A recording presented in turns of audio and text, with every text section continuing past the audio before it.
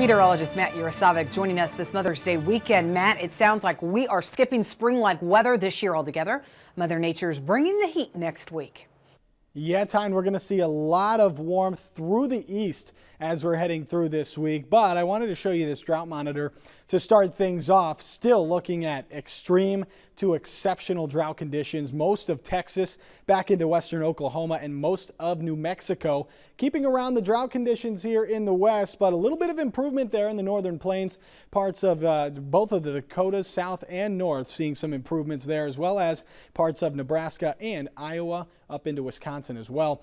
As we look towards the east, still abnormally dry conditions, and most of the east looking very dry as we head through the next week or week and a half, and that means that some of these abnormally dry conditions could expand or get a little bit worse as we head through the next couple of weeks. And this is why, because we've got a ridge building in as we head towards Monday, and watch what happens. It gets even warmer, warm and humid air all the way up into parts of Canada, all the way up into the Great Lakes, and very hot and humid out ahead of a dry line back here in parts of Texas, Oklahoma, and Kansas. You've got kind of a cutoff low here, which could bring a little bit of shower and maybe a little bit of some of that moisture into the southeast by the end of the week. But keeping that ridge in place means very warm and humid air out ahead of a nice trough in the west, which could keep things pretty unsettled back there in the west, even as we head into the upcoming weekend. So here's a look at Monday. We've got warm conditions out ahead of that warm front, mostly dry. A little bit of shower activity off towards the east coast is possible. A couple of thunderstorms down in Florida. Hot and humid though between that warm front and that dry line. Meanwhile, back towards the Four Corners region, we stay warm and we stay dry. It's not until we get up here to the north where we're dealing with the shower and even some higher elevation snow chances as well.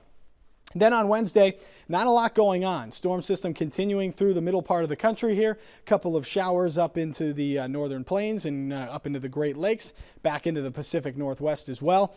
Meanwhile, it's going to be hot and humid in the east. A few shower chances as the storm system rolls off the east coast, but other than that, not too bad. Now it gets more active by Friday. Storm system in the east bringing showers and thunderstorms. Another storm system coming up from Mexico bringing some showers. Warm and humid out ahead of that.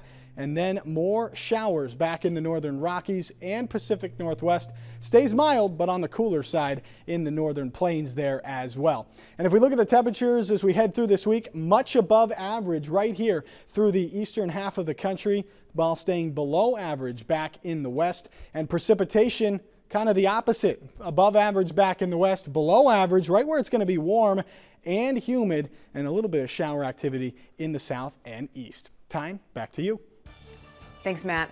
With the recent Biden administration announcements about possible efforts to avoid food shortages worldwide, we're talking markets and policy in our roundtables this week. Dan Bosse and Jim Wiesmeyer join me next.